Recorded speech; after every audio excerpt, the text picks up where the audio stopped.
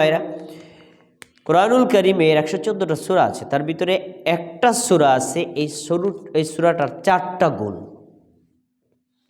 আর অন্যান্য সূরার সবগুলো সূরার এরকম 4টা গুণ পাওয়া যায় না। এই 4টা গুণ কি? ব্যক্তিগত কিছু বিধান আল্লাহ তাআলা এই সূরার মধ্যে দিয়েছেন, পারিবারিক কিছু বিধান আল্লাহ এই সূরার মধ্যে দিয়েছেন, সামাজিক কিছু বিধান আল্লাহ এই সূরার মধ্যে দিয়েছেন, রাষ্ট্রীয় বিচার সম্পর্কিত বিষয়ে কিছু আল্লাহ বিধান এটার মধ্যে দিয়েছেন। দেখেন, একটা সূরার মধ্যে আল্লাহ 4টা বিষয়কে জমা করেছেন। এই সূরাটার নাম হলো সূরাতুল হুজুরাত। আপনারা এই সূরাটা অর্থ সহ পড়ার চেষ্টা করবেন। অত্যন্ত চমৎকার একটি সূরা। আমি যেদিন থেকে এই সূরাটার গুরুত্ব বুঝেছি সেদিন থেকে সূরাটার A to Z আরবি মুখস্থ করেছি, আর A to Z প্রত্যেকটা শব্দের অর্থ মুখস্থ করছি। তাহলে আমি যখন কোরআন এই সূরাটা পড়ি তখন আমার কাছে মনে হয় যে মাতৃভাষায় পড়তেছি, আমি নিজের ভাষায় বলতেছি। কোনো আলেম যদি পড়ে শুনি তো আমার কাছে এত ভালো লাগে, তিনি পড়তেছেন সূরা সালাতের মধ্যে, আমি মনে হয় আল্লাহ কি শব্দগুলো বলছেন আমি বুঝতেছি। এই জন্য এই সূরাটাকে আপনারা ওইভাবে আত্মস্থ করার চেষ্টা করবেন। এই সূরার মধ্যে মুসলিমদের ভ্রাতৃত্বের বন্ধন সম্পর্কে আল্লাহ আলোচনা করেছেন, মুমিনদের হক সম্পর্কে আলোচনা করেছেন। সেখানে এই সূরাটি সূরা 9 নম্বর আয়াত থেকে শুরু করে 13 নম্বর আয়াত পর্যন্ত আপনারা দেখতে পারেন। আমি এখান থেকে আংশিক আপনাদের সামনে পেশ করছি। আল্লাহ তাআলা বলছেন, ইন্নামাল মুমিনুনা ইখওয়াতুন, মুমিনগণ হলেন পরস্পর ভাই ভাই। মুমিনগণ পরস্পর কি? ভাই ভাই। এরপর বলছেন যে ফাআসলিহু বাইনা আখাওয়াইকুম, সে তো তোমার ভাই, সে তো তোমার শত্রু না, সে তো তোমার ভাই, সে তো তোমার পর না। তার ভিতরে যদি কোনো ঝগড়া ফাসাদ, হিংসা বিদ্বেষ, মারামারি কোন্দল অথবা কোনো ভুল বোঝাবুঝি অথবা কোনো দোষ দেখতে পাও, ফাআসলিহু বাইনাকুম, তোমরা তোমাদের ভাইয়ের দোষটাকে সংশোধন করে দাও, সমাধান করে দাও। সুবহানাল্লাহ, আল্লাহ তাআলা চমৎকার কথা বলেছেন। এইখানে আমরা একটা বাণী পেলাম যে মুমিনগণ পরস্পর কি? ভাই। তাহলে এই যে ভ্রাতৃত্বের বন্ধন, এটা কিন্তু আমরা বানাই নাই, বানাইছে কে? আল্লাহ। আল্লাহ তাআলা বানাইছেন। তার এরপরে যদি আমরা এক মুমিন আর এক মুমিনকে ভাই মনে করি, এক মুসলিম আর এক মুসলিমকে ভাই মনে করি, তাকে আপন মনে করি, নিজের কাছের মনে করি, তার যদি কোনো ভুল ত্রুটি আমরা সংশোধন করে দিই, একটা ফলাফল আল্লাহ আমাদেরকে দিবেন। কি বলছেন? ওয়াত্তাকুল্লাহ, তোমরা আল্লাহকে ভয় করবা, লাআল্লাকুম তুরহামুন, তাহলে আল্লাহর পক্ষ থেকে তোমরা দয়া পেয়ে যাবা। সুবহানাল্লাহ। তাহলে আমরা এখানে আল্লাহর ভ্রাতৃত্বের একটা নির্দেশনা পেলাম, সেটা হলো আমরা মুমিন মুসলিমকে ভাই মনে করব, পরস্পর নিজস্ব মানুষ মনে করব, ভুল ত্রুটি দেখলে সংশোধন করে দিব, আল্লাহকে ভয় করব, আল্লাহর পক্ষ থেকে আমরা দয়া পেয়ে যাব। তারপরে নবী সাল্লাল্লাহু আলাইহি ওয়াসাল্লামের উপর অবতারিত এই আয়াতটির সামনে পরে আয়াত আল্লাহ তাআলা বলছেন, ইয়া আইয়ুহাল্লাযীনা আমানু, হে মুমিনগণ। এখন কিন্তু সব মুমিনরা ডাকছেন, দেখে বলছেন, শোনো, ইজতানিবু কাসীরাম মিনাজ-যন, তোমরা অপর মুমিন সম্পর্কে খারাপ কোনো ধারণা করবে না। মুমিন মানি সে ভালো, তার সম্পর্কে আমার ধারণা থাকবে কি? সুধারণা, কুধারণা না। আমি মনে করবো লোকটা ভালো, তার আচরণ ভালো, সে ব্যক্তি ভালো, তার প্রতি আমার আস্থা বিশ্বাস এগুলো থাকবে, এগুলো আমাদেরকে পোষণ করতে বলেছেন। হ্যাঁ, তারপরে যদি তার দোষ কোনো আমাদের কাছে স্পষ্ট হয়, আমরা ব্যক্তিগতভাবে তাকে সংশোধন করে দেব, কিন্তু তাকে কখনো আমরা অপমান করব না, আরও দোষ খুঁজে বের করার চেষ্টা করবো না, কারণ দোষ তো খুঁজলে আমার মধ্যেও পাওয়া যাবে। তাহলে মুমিন সম্পর্কে সুধারণা পোষণ করা আল্লাহর নির্দেশ। তো বলছেন, ইন্না বা'দা যন্নি ইসম, কেননা তোমরা যে মানুষ সম্পর্কে খারাপ ধারণা পোষণ করো, কিছু ধারণা আছে জঘন্যতম অন্যায়। লোকটার ভিতরে এই দোষ নাই, কিন্তু তুমি ধারণা করে মনে করছো, তাহলে এটা কি? অপবাদের মতো। তাহলে এটা একটা মারাত্মক অপরাধ। আমরা অপর মুমিন সম্পর্কে কখনো কুধারণা পোষণ করব না। তারপর বলছেন, ওয়ালা তাজাসসু, দোষ নাই, এখন খুঁজে যে বাইর করবা। হিংসা বিদ্বেষ শত্রুতা যখন থাকে তখন মানুষ এই কাজগুলো করে। তার কোনো দোষ না থাকলে খুঁজে বের করে সমাজে প্রকাশ করে তাকে অপমানিত করার চেষ্টা করে, এটা ইসলামী শরীয়তে একটা কঠিন হারাম কাজ, এটা করা যাবে না। তার বলছেন, ওয়ালা ইয়াগতাব বা'দুকুম বা'দা, তোমরা একে অন্যের গীবত করবা না। একে অন্যের সমালোচনা করবা না, একে অন্যের দোষ চর্চা করবা না, এটা আল্লাহ তাআলা নিষেধ করেছেন। রাসূল সাল্লাল্লাহু আলাইহি সাল্লাম সাহাবীদেরকে জিজ্ঞেস করছেন, তোমরা কি জানো গীবত কাকে বলে? সাহাবীগণ বলছেন যে আল্লাহ এবং আল্লাহ রাসূল ভালো জানেন। নবী সাল্লাল্লাহু আলাইহি ওয়াসাল্লাম বললেন, শোনো, গীবত হলো কাকে, তুমি তোমার ভাইয়ের ব্যাপারে এমন একটা মন্তব্য করেছো, আসলেই দোষটা তার আছে। আমার সম্পর্কে আপনারা বলছেন শহীদ ভাই প্রচণ্ড রাগী, আসলেই রাগ আমার মধ্যে আছে, মনে করেন, একটু বোঝানোর জন্য বলছি। আসলে আমার রাগটা আমার মধ্যে আছে, যখন আমার অনুপস্থিতিতে অন্যের সামনে বলে আপনি আমাকে অপমান করছেন, এটা হলো গীবত। আর যদি আমার মধ্যে রাগ, এই দোষটা না থাকে, আপনি বানিয়ে বলেন, তখন কি হবে? মিথ্যা অপবাদ। গীবত করা হারাম, আর মিথ্যা অপবাদ দেওয়া ডাবল হারাম, মানে কাবিরা গুনাহের উপর কাবিরা গুনাহ। তাহলে আমরা অপর মুমিন সম্পর্কে, অমর মুসলিম সম্পর্কে কখনো সমালোচনা, দোষ চর্চা, দোষ তালাশ করে বের করা, তাকে অপমান করা, এগুলো করব না। বরং এই কাজগুলোকে কঠিন অন্যায় বলে এই আয়াতে ঘোষণা করেছে। আল্লাহ প্রশ্ন করছেন, আচ্ছা শোনো, আইয়ুহিব্বু আহাদুকুম মাইয়াকুলা লাহমা আখি মাইতান ফাকারিহতুমুহু, তোমাদের কোন ব্যক্তি পছন্দ করবে তোমার এই ভাইটি মারা গেছে, যার সমালোচনা তুমি করলা, মারা গেছে, তার গা থেকে গোশত করে তোমাকে দিবে রান্না করে, খাবা? কি খাবা বলো? আল্লাহর প্রশ্ন। তোমার ভাইয়ের, মৃত ভাইয়ের গোশত খেতে কে পছন্দ করো? আল্লাহ নিজেই জবাব দিচ্ছেন, কারণ আমাদের প্রকৃতি সম্পর্কে আল্লাহ জানা নাই, আছে তো। আল্লাহ বলছেন ফাকারিহতুমুহু, তোমরা সবাই এটা অপছন্দ করবা, কেউ মানুষের রক্ত মাংস খাইতে চায় না, তোমরা অপছন্দ করো। তাহলে তোমার ভাইয়ের রক্ত খেতে যেমন তোমার অপছন্দ হয়, তোমার ভাইয়ের মাংস খেতে যেমন তোমার অপছন্দ হয়, তার সমালোচনা, তার দোষ চর্চা, তার সম্পর্কে কুধারণা পোষণ করা, তার চাইতে বেশি তোমার অপছন্দ হওয়া উচিত। এগুলা আল্লাহর শেখানো কথা, মুসলিমদের ভ্রাতৃত্বের বন্ধনের কথা, একে অপরের হকের কথা। আমরা এই হকগুলো অহরহ লঙ্ঘন করি, কিন্তু এগুলো যে পাপ, আমাদের বিবেক বোধ থেকে হারিয়ে গেছে, এগুলো করা যাবে না। প্রিয় ভাইরা, কোরআনের অনেক আয়াত এভাবে আছে। আমি আয়াতগুলোকে সংক্ষেপ করে মূল বক্তব্যের দিকে যাচ্ছি। আমরা আলোচনা করতে চাচ্ছিলাম মুসলিমদের ভ্রাতৃত্বের বন্ধন। প্রিয় ভাইরা, সাহাবায়ে কেরামদের মধ্যে এমন এমন সাহাবী ছিলেন, তারা ঈমান এনেছেন, তাদের পুরো পরিবার ইসলাম গ্রহণ করেননি। এমন হয়েছে, তিনি ইসলাম গ্রহণ করছেন, তার সন্তান করে নাই, তিনি করেছেন, তার স্ত্রী করে নাই, তিনি করেছেন, তার বাবা করে নাই। এমন হয়েছে, তাতে কি হয়েছে? তিনি ইসলাম গ্রহণ করেছেন, তার বাবা করেন নাই, বাবার সাথে সম্পর্ক সেটটা বলছি ইমানি দিক থেকে সেট। এমনি তো মানে দুনিয়াবি ব্যবহার তারা করতেন, ইমানি দিক থেকে সেট। তারপরে নিজের স্ত্রী করে নাই, স্ত্রীর সাথে সম্পর্ক কি? চেত। স্ত্রী পরিত্যাগ করেছেন, বাবা পরিত্যাগ করেছেন, সন্তান পরিত্যাগ করেছেন, অপর মুসলমানকে, ভাইকে ভালোবেসেছেন, শুধু একটাই কারণ, ঈমানি ভালোবাসা আর ইসলামী ভালোবাসা। তার ভিতরে একজন হচ্ছে ওবায়দা ইবনে সামিত আবু ওবায়দা ইবনে জাররাহ রাদিয়াল্লাহু আনহু। তিনি একটি যুদ্ধে মুসলিমদের পক্ষে জিহাদ করছিলেন, তার বিপরীত পক্ষে ছিল তার বাবা, তিনি ছিলেন কাফের, তিনি ছিলেন মুশরিক। তিনি নিজ হাতে বাবাকে হত্যা করেছিলেন জিহাদের ময়দানে। দেখেন, ইমানি বন্ধন, ইসলামী বন্ধন এত শক্তিশালী, নিজস্ব জন্মদাতা পিতাকেও তত বেশি গুরুত্ব দেয় না যতটা ইমানি গুরুত্ব আছে। তিনি যুদ্ধ করেছিলেন কাদের জন্য? মুসলিমদের জন্য। যুদ্ধ করেছিলেন কার জন্য? ইসলামের জন্য। ইসলামের জন্য ইসলামী ভালোবাসা, ইমানি ভালোবাসা তাকে এতটা বেশি শক্তিশালী করেছে যে কাফেরদের, কুফফারদের নিজস্ব আত্মীয় রক্ত হওয়াটাকেও তিনি মূল্যায়ন করেন নাই। তাহলে ইসলামী ভ্রাতৃত্বের গুরুত্ব আছে না নাই? অবশ্যই আছে। প্রিয় ভাইয়েরা, একজন মুসলিম আর এক মুসলিমকে যখন জানতে পারবে সে একজন মুসলমান, আমিও মুসলমান, তখন তার প্রতি কি আমার ভালোবাসা তৈরি হবে না শত্রুতা তৈরি হবে? এটা হলো ইসলামের চাহিদা, ইমানের চাহিদা। মুসলিম মানেই আমি তাকে ভালোবাসি, মুমিন মানি আমি তাকে ভালোবাসি, আমি তাকে আপন মনে করি, সে কখনো আমার পর না। কারণ উভয়ের ছায়ার উপরে আছে হলো, উভয়ের উপরে আছে হলো ইসলাম নামক ছায়া। এই ইসলাম নামক ছায়ার নিচে যারা আছে সবাই পরস্পর কি শত্রু না বন্ধু? বন্ধু।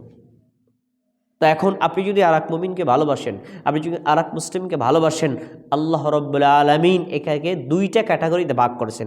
এক, ইমানের ৭৭টিরও বেশি শাখা আছে, তার ভিতরে একটা শাখা হচ্ছে আপনি যখনই ঈমান আনবেন আপনার ভিতরে অপর মুমিনের প্রতি থাকবে ভালোবাসা। এর ঈমানের একটা অংশ। অপর মুসলিমের প্রতি আপনার থাকবে কি? ভালোবাসা। যখনই আপনি অপর মুমিনকে ভালোবাসবেন, অপর মুসলিমকে ভালোবাসবেন, যেহেতু আপনি ঈমানের কারণে, যেহেতু আপনি ইসলামের কারণে তাকে ভালোবাসছেন, সেই আল্লাহ স্বয়ং আপনাকে ভালোবাসবেন।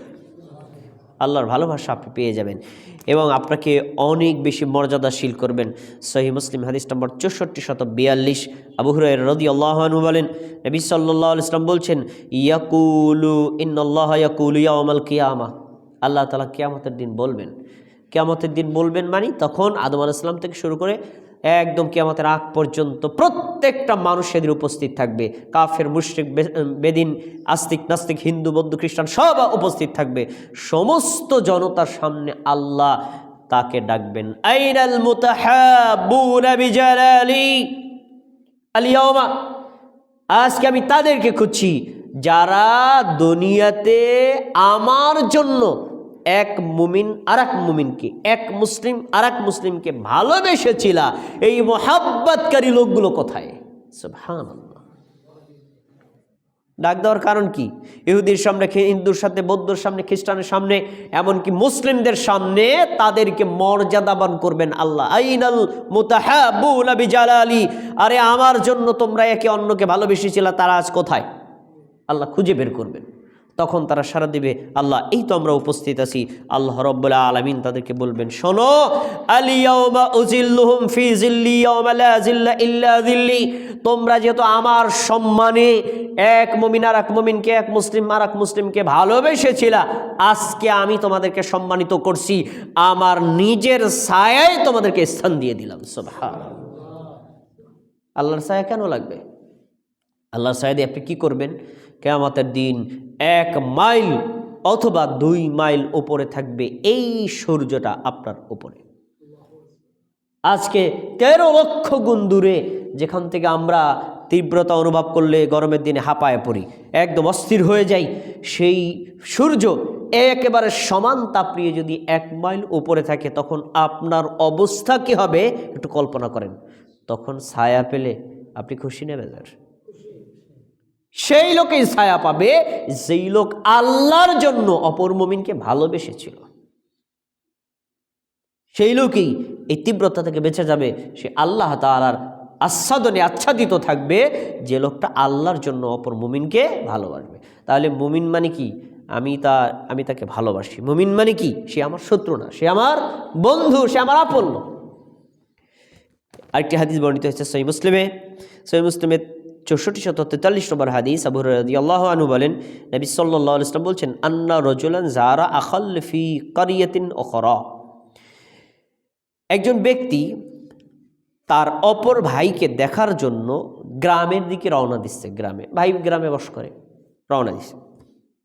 ফারসাদাল্লাহু লাহু আলা মাদ্রাজাতিহি মালাকান, যখন উনি রওনা দিছে, আল্লাহ তাআলা একজন ফেরেশতা পাঠাই দিয়েছে, যাও যে দেখো তো লোকটা কোথায় যায়, যাও। আল্লাহ ফেরেশতাকে দায়িত্ব দিয়ে পাঠাইছেন তাকে দেখার জন্য। করে কি? তখন ফেরেশতা ওই লোকটার সাথে যাচ্ছে, পথে তাকে জিজ্ঞেস করছে, মানুষের রূপ ধারণ করে, বলছে, আইনা তুরিদ, ভাই আপনি কোথায় যাচ্ছেন? আপনার গমনস্থল কোথায়? আপনার উদ্দেশ্য কি? তাহলে বলছে, উরিদু আখাল্লি ফি হাযিহিল ক্বরিয়া, আমি আমার এই গ্রামে যাচ্ছি, ওখানে আমার এক ভাই থাকে, আমি ভাইয়ের সাথে একটু দেখা করতে যাব। তখন ফেরেশতা জিজ্ঞেস করছে, হাল্লাকা আলাইহি মিন নি'মাতিন তারুব্বুহা, তার উপর আপনার কি কোনো বিশেষ অবদান আছে যেটা আপনি বৃদ্ধি করতে চান? ধরেন উদাহরণস্বরূপ আপনি শেয়ারে ব্যবসা করেন, ব্যবসার জন্য দেখা করতে যাচ্ছেন, পার্থিব কোনো লোভ লালসার জন্য, এমন কোনো কিছু আছে? তখন লোকটা বলছে, লা গায়রা আন্নি আহাব্বাতু ফিল্লাহি আযজা ওয়া জাল্লা, আমি এই জন্য যাচ্ছি না, আমার দুনিয়াবি কোনো লোভ লালসা স্বার্থসিদ্ধি নাই, শুধু এক আল্লাহর ভালোবাসার জন্য তার সাথে দেখা করতে যাই। সুবহানাল্লাহ। এই একটাই উদ্দেশ্য, আল্লাহকে ভালোবাসি, তো উনিও আল্লাহর বান্দা, আমিও আল্লাহর বান্দা, উনিও মুমিন আমিও মুমিন, উনিও মুসলিম আমিও মুসলিম, এক মুসলিম ভাইয়ের সাথে দেখা করতে যাবে, আমার উদ্দেশ্য একটাই। তখন এই ফেরেশতা হ্যাঁ সম্পর্কে নবী সাল্লাল্লাহু আলাইহি ওয়াসাল্লাম বলছে, ফেরেশতা বলছে ফাইন্নী রাসূলুল্লাহি ইলাইকা বিআন্নাল্লাহ ক্বাদ আহাব্বাকা কামা আহবাবতাহু ফি। শোনো, আমি আল্লাহর পক্ষ থেকে একজন দায়িত্বশীল ফেরেশতা তোমাকে বলছি, যে আল্লাহর ভালোবাসায় তুমি তার সাথে দেখা করতে যাচ্ছ না, আল্লাহই তোমাকে ভালোবাসেন। সুবহানাল্লাহ। তাহলে মুমিন মুসলমানকে ভালোবাসলে কার ভালোবাসা পাওয়া যায়? আল্লাহ। আর আল্লাহ যাকে ভালোবাসেন নিশ্চিত আমরা বলতে পারি এই লোকটাকে আল্লাহ জাহান্নামের আগুনে জ্বালাবেন না। তো আমরা যদি জাহান্নামের আগুন থেকে বাঁচতে চাই, আল্লাহর ভালোবাসার প্রত্যাশা করি, আমাদের সবার উচিত হবে মুমিন মুসলমানকে আমরা শত্রু মনে করব না। সে আমার কি? আপন ভাই। সে আমার আপন ভাই। আমি সয়গাঁও সেদিন বলেছিলাম, আজকেও বলছি, আমার বাবা, জন্মদাতা বাবা, তিনিও আমার ভাই। আমার জন্মদাতা মা, তিনিও আমার বোন। কোন দিক থেকে বোন? আত্মীয়তার দিক থেকে না, রক্তের দিক থেকে না। তিনিও মুসলিম, আমিও মুসলিম। আমার মাও মুসলিমা, আমিও মুসলিম। তাহলে তিনি আমার ইসলামী বোন, ইসলামী ভাই, ইমানি বোন, ইমানি ভাই। শোনে, রক্তের ভাইয়ের চাইতে ইমানি ভাইয়ের শক্তি আরও বেশি, আরও বেশি। তাহলে যখনই আপনি জানবেন যে তিনি বিশুদ্ধ আকীদার একজন মুমিন, বিশুদ্ধ আকীদার একজন মুসলিম, তিনি সহিহ মানহাজের একজন মুসলিম, তার সম্পর্কে যখন আপনি জানবেন তার বাড়ি কুড়িগ্রাম, আমার বাড়ি মাদারীপুর, কি এর আবার কুড়িগ্রাম মাদারীপুর, সেও আমার, আমিও তার, এটা ইমানদারের লক্ষণ হবে। এটা কিসের লক্ষণ? ইমানদারের লক্ষণ। তাহলে আমরা ভ্রাতৃত্বের বন্ধনের একটা সূত্র পেলাম যে মুসলমান মুসলমানকে, মুমিন মুমিনকে কখনো শত্রু মনে করবে না। কি মনে করবে? বন্ধু, আপন ভাই। আচ্ছা, এই যে ভালোবাসার প্রত্যাশার দাবিটা কি জানেন? দাবি হলো, যখনই আপনি আমাকে ভালোবাসেন, যখনই আমি আপনাকে ভালোবাসি, তখন আমার জন্য আমি যা পছন্দ করব, আপনার জন্য আমি তাই পছন্দ করব। এইটাও ইমানের একটা মানে শাখার একটা শাখা, ৭৭টি শাখার একটা শাখা। এই এক যে আমার জন্য আমি যা পছন্দ করব, আপনার জন্য আমি তাই পছন্দ করব। আচ্ছা, এবার আমার কথা বলি। ধর মনে করেন আমি এখান থেকে চলে গেলাম, আপনারা মজলিসে, এখানে জলসায় কোনো একটা প্রোগ্রামে বসছেন। এখন এই মজলিসে আমার সম্পর্কে সমালোচনা করেন, আমার নিন্দা করেন, এটাকে আমি পছন্দ করব? যেহেতু আমি আমার সমালোচনা পছন্দ করি না, তাহলে আমিও আপনার সমালোচনা করব না। কি বুঝতে পেরেছেন? আমাকে কেউ অপমান করুক, এটা যেমন আমি পছন্দ করি না, তাহলে আমিও ভাইকে কোনো সময় অপমান করব না। আমার দোষ মানুষের সামনে প্রকাশিত হোক, এটা যেমন আমি চাই না, আমি আপনার দোষটাও মানুষের সামনে প্রকাশ করব না। এটাই তো ইমানের দাবি। কিন্তু আমরা কি এই দাবি পূরণ করি? না রে ভাই, নিজের বেলায় শতভাগ। অন্য যখন আমার সমালোচনা করে রেগে আমি মেজাজ পুরা হট হয়ে যাই, কিন্তু আমি যে অন্যের ভাইয়ের সমালোচনা করছি সেদিকে কোনো খেয়াল নেই। এই হাদিস শোনেন, আমি তো বানায়া বলছি, এরা বুখারী 13 নম্বর হাদিস। আনাস রাদিয়াল্লাহু আনহু বলেন, নবী সাল্লাল্লাহু আলাইহি ওয়াসাল্লাম বলছেন, লা ইয়ামিনু আহাদুকুম হাত্তা ইউহিব্বু লি আখিহি মা ইউহিব্বু লিনাফসিহি। তোমাদের কোন ব্যক্তি ততক্ষণ পর্যন্ত পাক্কা মুমিন হতে পারবে না যতক্ষণ পর্যন্ত সে নিজের জন্য যা ভালোবাসে অন্যের জন্য তা ভালো না বাসবে। কি মনে করলেন আপনি? উদাহরণস্বরূপ বোঝার জন্য বলছি, আপনি আমার মুমিন ভাই, আমিও আপনার মুমিন ভাই। আপনার আমার একই সাথে একটা পুকুরে শেয়ার আছে, তো পুকুরের মাছ ধরছি। আব্দুল মালিক ভাই বলেন, শহীদ ভাই আপনি ভাগ করেন, ভাগের দায়িত্ব যেহেতু আমাকে দেওয়া হয়েছে, ভালো ভালো জিনিসগুলো আমার ভাগে আর নিম্নমানের জিনিসগুলো অপরে ভাগে দেওয়া যাবে না। কেন? আমার যেমন পছন্দ হয় ভালো জিনিস আমার ভাগে আসুক, তারও তো পছন্দ, তার ভাগে ভালোগুলো যাক। এজন্য কখনো নিজেকে অগ্রাধিকার দিয়ে অপরকে আপনি অবজ্ঞা করবেন, এটা ইসলাম কখনো প্রত্যাশা করে না।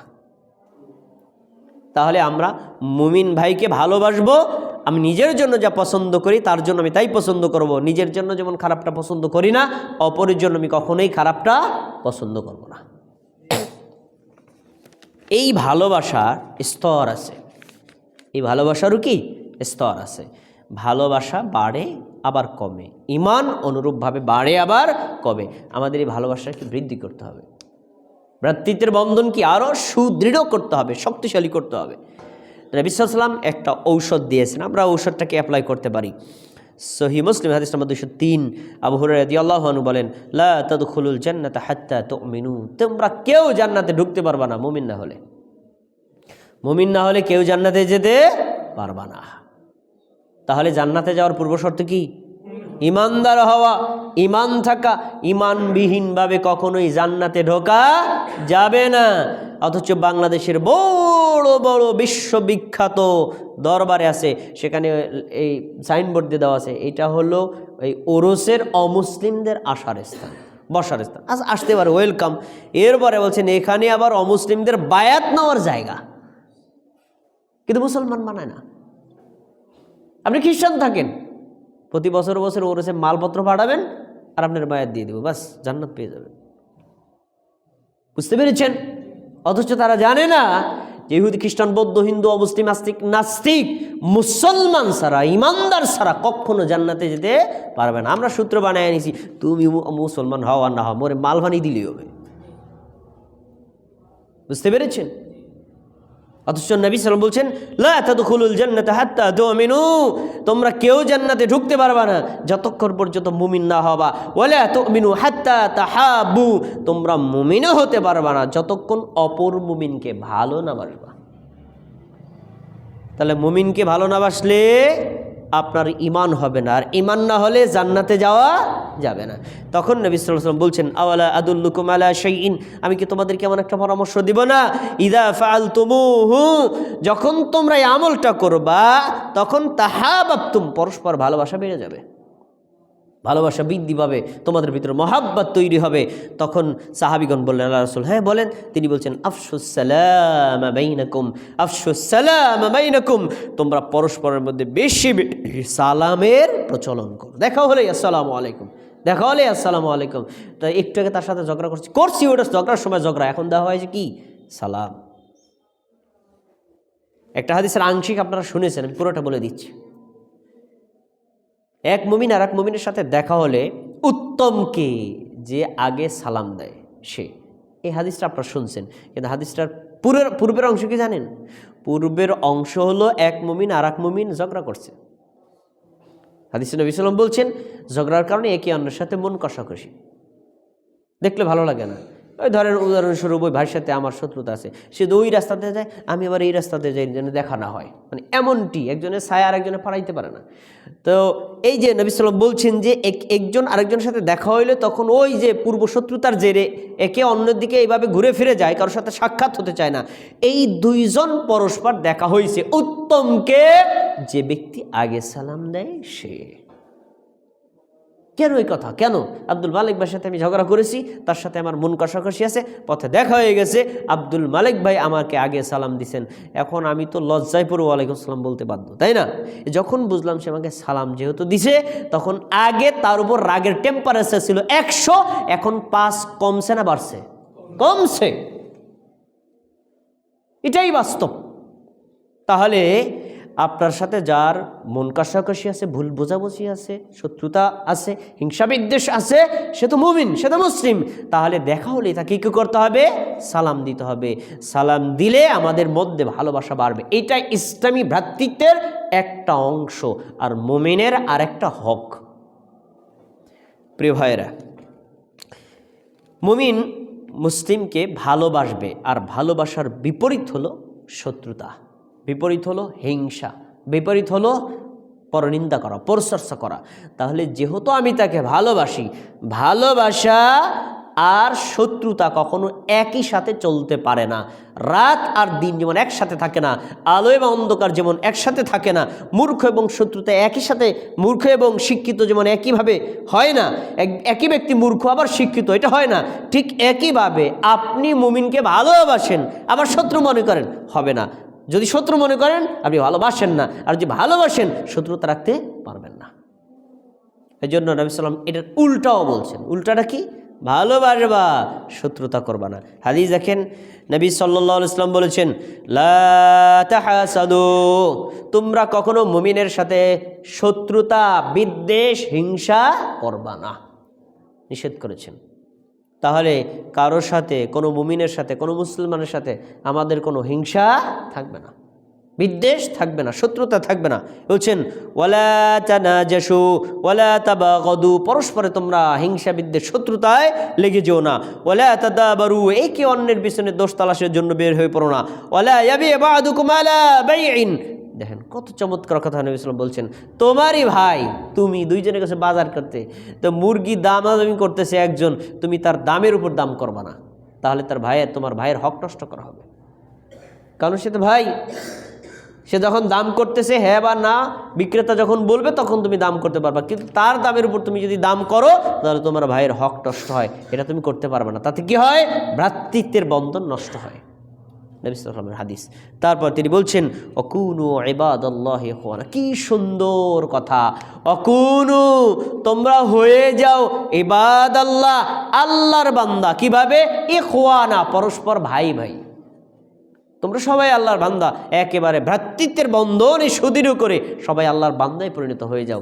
তা আল্লাহর বান্দা যখন তুমি এবং সে, তাহলে উভয়ের মধ্যে কখনো শত্রুতা হিংসা বিদ্বেষ থাকতে পারে না।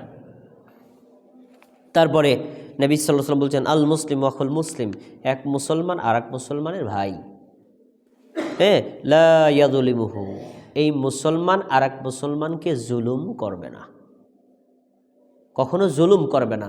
সেটা কথা দিয়ে জুলুম করা, সেটা হাত দিয়ে জুলুম করা, অথবা তার সম্পদ বিনষ্টের মাধ্যমে জুলুম করা। এক মুমিন আর এক মুমিন, এক মুসলিম আর এক মুসলিমকে কখনো জুলুম করবে না। এর বলছেন নিজে তো জুলুম করবে না, ওয়ালা ইয়াজুলিমু ওয়ালা ইয়াখযুলুহু ওয়ালা ইয়াহকিরুহু, আর নিজে তো জুলুম করবে না, ওয়ালা ইউসলিমুহু, আর একজন জুলুম করুক এটাও করতে দেবে না। আমি আপনার উপর জুলুম করব না, কিন্তু আরেকজন আপনার উপর জুলুম করছে আমি চুপ থাকবো, এটাও হবে না। আমি জুলুম করতেও দেবো না, এটা মুমিনের ইমানদারের চাহিদা। তারপর তিনি বলছেন শোনো, ওয়ালা ইয়াহকিরুহু, এক মুমিন আর এক মুমিনকে কখনো অবজ্ঞা করতে পারে না। দূর মেয়ে, ওই মানুষ, ওনার কোনো হিসাব কিতাব, কোন হিসাবের মানুষ, ওনারা তুমি গণ্য করো কিনা, ওনারা ডাকো কি লিগা, মানুষ ওনার কোনো দাম ঠাম দেয় নাকি, মানে এইভাবে অবমূল্যায়ন করা আমরা করি না, অনেক সময় করি তো। অবমূল্যায়ন, অবজ্ঞা, অবহেলা না। মুসলিম মানি সে আমার কাছে একজন গুরুত্বপূর্ণ পার্সন, এটা হবে। তারপর নবী সাল্লাল্লাহু বলছেন ওয়ায়ুশিরু ইলা সাদরিহি, এই চমৎকার একটা কথা বলছেন, তিনি তার এই বুকের দিকে ইশারা করছে। ওয়ায়ুশিরু ইলা সাদরিহি সালাসা মাররাত, তিনবার তিনি নিজের বুকের দিকে ইঙ্গিত করে বলেছেন শোনো, যে বিহাসবি ইমরিইম মিনাশ শাররি আইয়াহকিরা আখাহু মুসলিম, যে এক মুসলমান আর এক মুসলমানের যে অবজ্ঞা করে, অবহেলা করে, এই অবস্থানটা কিন্তু থাকে হৃদয়ে। কোথায় থাকে? হৃদয়ে থাকে। তার মানে ওই মুসলমানকে আপনি অবজ্ঞা করছেন, অবহেলা করছেন, তার সাথে আপনার শত্রুতা আসে, তার সাথে বিরোধ আছে, এই বিরোধটা কিন্তু হাতে থাকে না, মুখে থাকে না, থাকে কোথায়? অন্তরে আপনি তার বিরুদ্ধে করছেন। অতএব অন্তরটাকে ফ্রেশ করতে হবে, কোনো মুমিনের বিরুদ্ধে আমাদের কোনো অভিযোগ থাকবে না। তারপরে নবী সাল্লাল্লাহু আলাইহি ওয়াসাল্লাম চমৎকার কথা বলেছেন, শোনো, এক মুমিন আর এক মুমিনের যেহেতু ভাই, মুসলিম মুসলিমের ভাই যেহেতু, তখন হারামুহু দামুহু ওয়া মালুহু ওয়া ইরদুহু, একজন মুমিনের রক্ত আর এক মুমিনের জন্য হারাম। মানে মুমিন মুমিনকে আঘাত করবে, এটা হতেই পারে না। নবী সাল্লাল্লাহু আলাইহি ওয়াসাল্লাম আঘাত তো দূরের কথা, তিনি বলছেন এক মুমিন আর এক মুমিনের দিকে অস্ত্র তুলে তাকও করতে পারবে না। আরে আঘাত দেওয়া তো দূর, তাক করা আছে না, এই বেটা তোর মারি গেলাম, এ বলো সে তোমার ভাই না,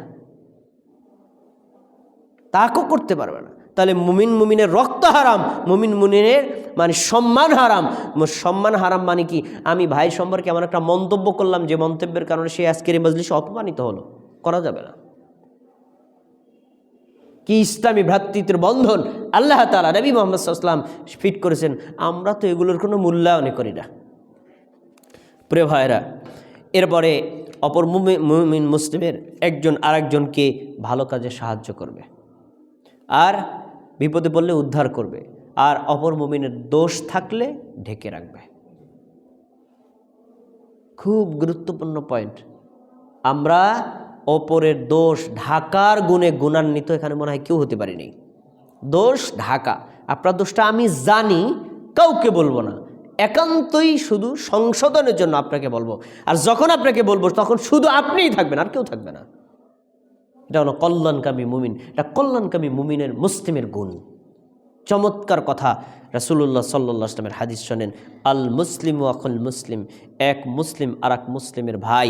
ওয়ামান কানা ফি হাজাতিন আখিহি কানা আল্লাহু ফি হাজাতিহি, কোন মুমিন কোন মুসলিমের, কোন মুসলিম কোন মুসলিমের প্রয়োজন পূরণ করার জন্য, অভাব দূর করার জন্য যতক্ষণ পর্যন্ত লেগে থাকে, আল্লাহ ততক্ষণ তার সাহায্যে লেগে থাকেন। সুবহানাল্লাহ। আপনি যখন অপর মুমিনকে বিপদ থেকে বাঁচানোর জন্য, তার কোনো বিপদ দূর করার জন্য, তার কোনো প্রয়োজন পূর্ণ করার জন্য যতক্ষণ অপেক্ষা করবেন, যতক্ষণ আপনি তার সাহায্যে থাকবেন, আল্লাহ ততক্ষণ আপনার প্রয়োজন পূরণের জন্য থাকবেন। তাহলে মুমিনকে সাহায্য করলে কার সাহায্য পাওয়া যায়? আল্লাহর। তারপরে তিনি বলছেন যে শোনো, ওয়ামান ফাররাজা আন মুসলিমিন কুরবাতান ফাররাজাল্লাহু কুরবাতিন মিন কুরাবি ইয়াউমাল কিয়ামাহ, কোন মুমিন যখন অপর মুমিনের একটা বিপদ দূর করে দেয়, আল্লাহ তাআলা এই মুমিন থেকে কিয়ামতের দিন একটা বিপদ দূর করে দিবেন। এবার দুনিয়াবি বিপদটা বেশি ভয়ঙ্কর না আখিরাতের বিপদটা বেশি ভয়ঙ্কর? আখিরাতে। তো আজকে যদি আপনার একটা বিপদ আমি দূর করি, যে বিপদটা ছিল সাময়িক, আর পরকালে আল্লাহ আমার স্থায়ী একটা বিপদকে দূর করে দিবেন। পরের অংশটা, ওমান সাতারা মুসলিমান সাতারাহুল্লাহু ইয়াউমাল কিয়ামাহ, যখন এক মুমিন আর এক মুমিনের কোনো একটা দোষ জানতে পারবে, গোপনীয়ভাবে জেনেছে, গোপনীয়, ধরেন একটা লোক চুরি করে, উদাহরণস্বরূপ বিড়ি সিগারেট খায়, অথবা লোকটা জেনা করে, অথবা লোকটা অন্যায়ের সাথে জড়িত, অথবা লোকটা মাঝে মাঝে সালাত পরিত্যাগ করে, অথবা লোকটা একটা ভুলের ভিতরে আছে, এই দোষটা আপনি জানছেন। এখন আপনার করণ কি? প্রথম কাজ, এটা সাইলেন্ট, আপনি একা জানছেন না, আপনার একার মধ্যেই থাকবে। দ্বিতীয় কাজ, আপনি তাকে ভালোবাসেন না? নবী সাল্লাল্লাহু আলাইহি ওয়াসাল্লাম কি বলছেন? যে মুমিনরা হলো পরস্পর আয়নার মতো। আমি খুতবায় দাঁড়ানোর আগে যদি একটা আয়না দিয়ে দেখি যে আমার চোখে একটু ময়লা আছে, পরিষ্কার করলাম, তখন এই আয়না কি আমার ক্ষতি করলো না উপকার করছে? উপকার করেছে। তাহলে আপনি হলেন মুমিনের আয়না, আপনি হলেন মুসলিমের আয়না। যখনই আপনি তার একটা দোষ দেখেছেন, তখন তাকে একাকী ডাকবেন, রফিক ভাই এদিকে আসেন, আপনার সাথে পার্সোনাল কথা আছে। কি ভাই, আমি তো আপনাকে ভালোবাসি, কিন্তু আপনার ভিতরে একটা দোষ আমার কাছে প্রকাশিত হয়েছে, আমার মনে হয় দোষটা যদি আপনি এড়িয়ে চলেন, আপনি এখন যতটুকু ব্যক্তিত্ববান বেরিয়েছেন না, আপনার মান সম্মান আল্লাহ আরও বাড়াই দিবে, এই জন্য দোষটা ছেড়ে দেন, এই পাপটাকে পরিত্যাগ করেন, এইটাকে অ্যাভয়েড করেন। তখন কি হলাম? আমি হয়ে গেলাম তার আয়না। যখনই তার এই দোষটা আমি আব্দুল মালিক ভাইয়ের কাছে তাকে বলে তাকে অপমান করলাম, তখন আমি হয়ে গেলাম গীবতকারী আর একজন পরনিন্দাকারী, পরচর্চাকারী। কথা কি বুঝতে পেরেছেন? ইসলামের সৌন্দর্য কতটা গুরুত্বপূর্ণ, যে আমি একজন মুমিনের দোষ ত্রুটি দেখলে পার্সোনালি তাকে সংশোধন করব, সমাজে অন্য কাউকে বলে তাকে কখনো অপমানিত করব না। আর আমাদের অভ্যাসটা কি জানো? একদমই অবস্থা। ভাই আপনি কি জানেন রফিক ভাইয়ের ভিতরে কি কি দোষ আছে? তখন আমিও বললাম ভাই কি দোষ আছে? এই সব কথা কিন্তু শুনতে আমাদের মধুর চাইতে বেশি প্রিয়। খুশরু ভাই বলেন দি কি দোষটা আছে, মানে কাজ রেখে দিয়ে তারপরে শুনবো কি মজাটা আছে। তাহলে দোষ চর্চা করা, দোষ শোনা, দুইটাই জঘন্যতম অপরাধ। আপনি এটা ভালোবাসেন, তাহলে আপনি তাকে সংশোধন করে দিবেন। তার ব্যাপারে অন্যের কাছে মন্তব্য করলে কোনো কল্যাণ হবে না, বরং আপনি নিজের ক্ষতি হবে। আচ্ছা, নবী সাল্লাল্লাহু আলাইহি ওয়াসাল্লাম বলেছেন, লা ইয়াসতুরুল্লাহু আলা আবদিন ফিদ দুনিয়া ইল্লা সাতরাহুল্লাহু ইয়াউমাল কিয়ামাহ। দুনিয়াতে কোনো বান্দা যদি একজন বান্দার দোষ ত্রুটি গোপন করে রাখে, দেখেন দোষ ত্রুটি গোপন করে রাখে, কিয়ামতের দিন আল্লাহ এই বান্দার দোষকে গোপন করে রাখবেন। এই হাদিসকে আপনারা জানেন, নবী সাল্লাল্লাহু আলাইহি ওয়াসাল্লাম বলছেন, তোমরা গোপনে যদি কেউ পাপ করে থাকো, গোপন রাখো, কাউকে বলবো না, কাউকে বলবো না। কেন? আল্লাহ তাআলা পাপটাকে গোপন রেখেছেন, পৃথিবীর কাউকে জানান নেই। পাপ করছো, আল্লাহ কি দেখে নাই? দেখছে। আল্লাহ কি জানে নাই? জানছে। তা আল্লাহ কাউকে দেখতে দেন নাই, আল্লাহ কাউকে জানান নাই। তোমার পাপটা আল্লাহ গোপন করেছেন, তুমিও গোপন রাখো। কিয়ামতের দিন আল্লাহ পর্দা দিয়ে ডেকে বলবেন, এই এদিকায়, এদিকায়, পর্দার মধ্যে, তুই এই নিয়ে পাপ করছো? আল্লাহ আমি করছি তো। আচ্ছা ঠিক আছে, যেহেতু আমি দুনিয়াতে তোর পাপটাকে গোপন করে রেখেছিলাম, আজকে গোপনেই তোকে ক্ষমা করে দিলাম। কি বুঝলেন আপনি? আজকে মনে করেন আপনি আপনার আমার জীবনের দিকে তাকান না রে ভাই। আরে আমার বয়স আজকে 39 বছর, আমি কত পাপ করেছি। পাপগুলো আপনার সামনে যদি প্রকাশিত হয়, আজকেই খুতবা থেকে নামাই দিবেন, এই শহীদ ভাই নামেন। আপনার সুরাতে কত আল্লাহর ওলি মনে হয় এই পাপ করছেন। আপনি আপনার দিকে থাকান, আপনার ভিতরে এরকম দোষ ত্রুটির অভাব নাই রে ভাই, অভাব নাই। আজকে এই পাপগুলো আল্লাহ গোপন রেখেছেন। আল্লাহর আমার উপর, আপনার উপর কত দয়া, কত দয়া। তো কিয়ামতের দিন এই পাপগুলো যদি প্রকাশিত হয়, সেই দিন বুঝবেন শহীদ ভাই লম্বা লম্বা লেকচার দিতেন মুসমার বাইতুস সালাম মসজিদের খুতবায় দাঁড়ায়, আজকের এই হালাত কা, এ হালাত কা আপনার। সেদিন যদি সবার থেকে আড়ালে নিয়ে আল্লাহ বলেন শহীদ তোরে ক্ষমা করে দিলাম, এর চাইতে বড় দয়া আর কি হতে পারে? বলেন, এর চাইতে বড় দয়া আপনার উপর দয়া আর কি হতে পারে? কারোর সামনে আল্লাহ আপনাকে অপমান করবেন না। কেন? আপনি না আরেকজনের দোষ গোপন করে দিয়েছিলেন, এই জন্য আপনি আরেকজনের দোষ গোপন করে দিয়েছিলেন, আল্লাহ তাআলা আপনার দোষ গোপন করে দিবেন। ভ্রাতৃত্বের বন্ধন, ইসলামের আদর্শ কত চমৎকার, কিন্তু আমরা তো সমাজে এগুলো অ্যাপ্লাই করি না। আল্লাহ তাআলার এই দয়াগুলো তো আমরা খেয়াল করি না। নবী সাল্লাল্লাহু আলাইহি ওয়াসাল্লামের আরেকটা হাদিস, আর গুরুত্বপূর্ণ হাদিসটা বলি, খুতবা অনেক লম্বা, বলবো না, আমি একটা হাদিস বলছি, খুব চমৎকার একটা হাদিস। নবী সাল্লাল্লাহু আলাইহি ওয়াসাল্লাম বলছেন, আল মুমিনুনা কা রাজুলিন ওয়াহিদিন। পৃথিবীর যত মুমিন আজকে বর্তমানে 250 কোটি মুমিন, আল্লাহ তাআলা বলছেন 250 কোটি না, এরা সবাই একজন। পুরো মুমিন মুসলিম জাতি একটা দেহের নাই। ইনিস্তাকা রাসুহু ইস্তাকা কুল্লুহু, তার মাথায় যদি আঘাত পায়, সে মাথায় একাই ব্যতীত হয় না, পুরো শরীরে ব্যথায় জর্জরিত হয়। অতএব পুরো পৃথিবীতে একজন মুমিন যদি কষ্টে পতিত হয়, বাকি সব মুমিন কষ্ট পাবে। এটাই ঈমানের চাহিদা, এটাই ঈমানের চাহিদা। তারপর তিনি বলছেন, আল মুমিনু কাল মুমিনু, আল মুমিনু এক মুমিন আর এক মুমিন, আল মুমিনু লিল মুমিনি কাল বুনিয়ান, এক মুমিন আর এক মুমিনের জন্য একটা বিল্ডিংয়ের ন্যায়, একটা অট্টালিকার ন্যায়, একটা ভবনের ন্যায়। ভবন ছাদটা অটোমেটিক উপরে দাঁড়ায় থাকে না, এটা একটার উপর নির্ভর করে আছে। আবার এই মানে পিলারগুলো শুধুমাত্র একা দাঁড়িয়ে আছে না, ওইটার উপরে ছাদ আছে, নিচে মাটি আছে।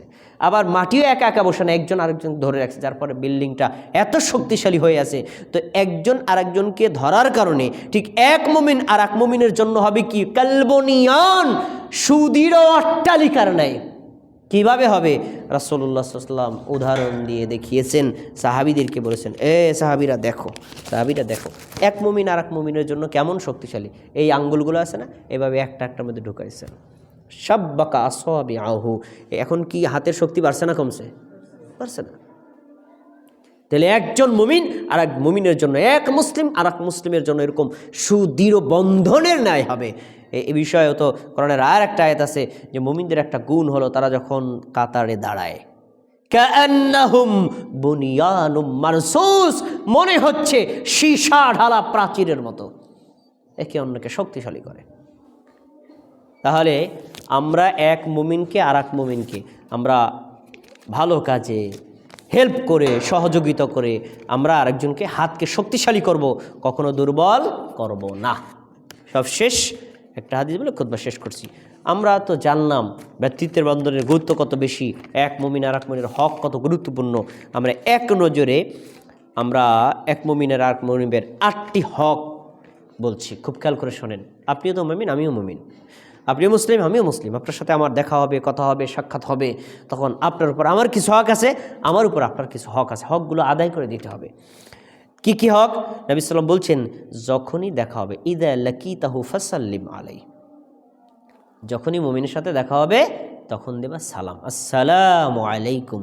এটা মুমিনের কি হক, তুমি দাও না, সে দিয়ে ফেলছে, এখন কি করবা? রদ্দুস সালাম, সে সালাম দিছে, তুমি সালামের জবাব দেবা, এটাও মুমিনের হক। এবং এখানে সালামটাকে আরো সুন্দর ভাষায় দিতে বলেছেন। আপনি যদি বলেন আসসালামু আলাইকুম, আমি বলবো ওয়ালাইকুম আসসালাম ওয়া রাহমাতুল্লাহ, মানে আন্তরিকতা দেখাবো, ভাই আপনি এটা দিয়েছেন, আমি খুশি, আল্লাহ আপনাকে আরো রহমত করুক। আন্তরিকতা প্রকাশ কর, তাতে মহব্বত বাড়ে। আর আমরা তো অনেকে আছি আসসালামু আলাইকুম, নিসি মানে এই করলে হবে না, তুমি আন্তরিকতা দেখাবা। সে বলবে আসসালামু আলাইকুম, তুমি বলবো ওয়ালাইকুম আসসালাম ওয়া রাহমাতুল্লাহ। এটা এক মুমিন আর এক মুমিনের কি হক। আচ্ছা, 2 নম্বর, মুমিন যখন হাসি দেবে তখন আমরা হাসির জবাব দেব। কিভাবে?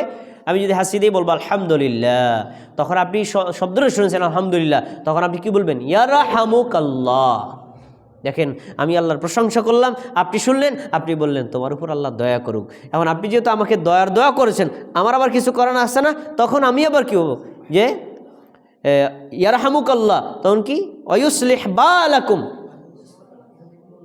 ইয়াহদিকুমুল্লাহ, আল্লাহ তোমাকে হেদায়েত দান করুক, আর আল্লাহ তোমাকে সংশোধন করে দিক। তোমার ভিতরে যদি ভুল ত্রুটি থাকে এটা আল্লাহ সংশোধন করে দিক।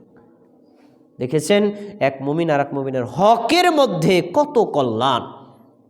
তারপরে মুমিন মুসলিমে যদি দাওয়াত দেয়, দাওয়াতে সাড়া দেওয়া। সে দাওয়াতটা হতে পারে খাবারের দাওয়াত, হতে পারে দিনের দাওয়াত, যে কোনো একটা দাওয়াত হতে পারে। দিনে একটা মজলিসের দাওয়াত, ওয়াজ মাহফিলের দাওয়াত, ইসলামী জলসার দাওয়াত, একটা হালাকার দাওয়াত, খুতবার দাওয়াত, সালাতের দাওয়াত, খাবারের দাওয়াত, যে কোনো একটা মজলিসের দাওয়াত দিলে যদি অসম্ভব না হয় তাহলে দাওয়াতে সাড়া দেওয়া, এটা মুমিনের হক। বলছেন যখন তোমাকে দাওয়াত দেয় তখন তুমি দাওয়াতে সাড়া দেবা।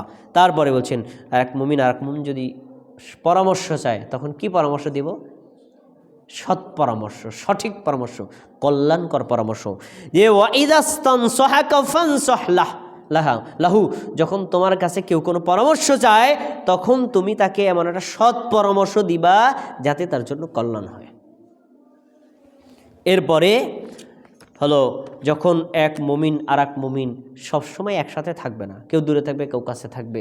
আরে দূরে থাকুক অথবা কাছে থাকুক, যে যেখানে থাকুক, মুমিন মানি অপর মুমিনের কল্যাণকামী। কি হবে? কল্যাণকামী। কল্যাণকামী মানে আপনি একজন মুমিন আপনার কাছে থাকুক অথবা দূরে থাকুক, সব সময় আপনি তার ভালো চাইবেন। সব সময় আল্লাহ আমাকে ভালো রাখেন, তাকেও ভালো রাখেন, আমাকে সুস্থ রাখেন, তাকেও সুস্থ রাখেন। এইটা নবী সাল্লাল্লাহু আলাইহি ওয়াসাল্লাম বলছেন কি, এক মুমিন আর এক মুমিনের যখন সে উপস্থিত থাকুক অথবা অনুপস্থিত থাকুক সর্বদা একে অন্যের কল্যাণ কামনা করবে। এটা এক মুমিন আর এক মুমিনের কি হক। তারপরে যখন মুমিন অসুস্থ হবে কি করবে? চিকিৎসা করবে, দেখাশোনা করবে, তার সম্পর্কে খোঁজ খবর নিবে বা যতটুকু সম্ভব তাকে সহযোগিতা করবে। এটা এক মুমিন আর এক মুমিনের হক। নবী সাল্লাল্লাহু আলাইহি ওয়াসাল্লাম বলছেন যখন তোমার ভাই অসুস্থ হয়ে গেল তখন তুমি তার দেখা করতে যাবা। এই বিষয়ে হাদিস আছে, রাসূল বলেন কোনো মুমিন আর এক মুমিনকে দেখা করার জন্য যদি সকালবেলা বের হয় সন্ধ্যা পর্যন্ত তার জন্য ৭০,০০০ ফেরেশতা দোয়া করতে থাকে। সন্ধ্যায় যদি দেখতে বের হয় সারা রাত তার জন্য ৭০,০০০ ফেরেশতা দোয়া করতে থাকে। তাহলে আমি মুমিন ভাইকে দেখতে গেছি, আল্লাহ আমার পিছনে ৭০,০০০ ফেরেশতা ফিট করেছেন আমার কল্যাণে দোয়া করতে। কত সুন্দর কথা। সবশেষ এক মুমিন আর এক মুমিন যদি মারা যায়, যখনই আমরা জানতে পারবো আরে দাওয়াত দেখ অথবা না দেখ শুনলাম, তখন তার জানাজায় উপস্থিত হব। এটা আমাদের একটা কিন্তু গুরুত্বপূর্ণ হক। এক্ষেত্রে আমরা কখনো কার্পণ্য করব না। আজকে বিশেষ করে আমরা যারা এই সালাফি আকীদা মানহাজকে পোষণ করি, আমরা সংখ্যায় কি বেশি না কম? কম, সংখ্যা একেবারেই কম। তো একটা জানাজা যখন আপনি সহিভাবে করতে যাবেন তখন আপনি একা করতে পারবেন না, কারণ সমাজের সব লোক এক টাইপের। আর আমরা যখন ২০-৫০ জন একত্রিত হয়ে যাব তখন আমাদের একটা দাবি থাকবে, আমাদের ভাই আমাদের আকীদা ছিলেন, তিনি যেভাবে বলেছেন ওইভাবে আমাদের জানাজা হবে। তখন অন্য লোক এর ভেটো দিতে পারবে না।